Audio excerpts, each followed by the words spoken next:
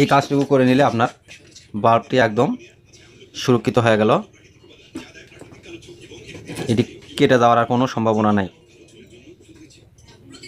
শুধু 1 টাকা, এই 1 টাকা বাঁচানোর জন্য কোম্পানিরা কিন্তু এই কাজগুলি করে দেয় না। এখন আমি করব কি, এটি হলো আপনার এখানে কানেকশনটি ঢুকিয়ে দেব।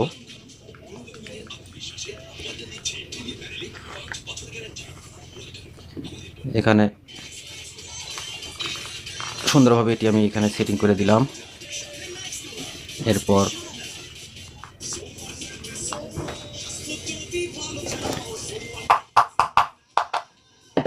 এটি আমার সুন্দরভাবে আটকে গেল।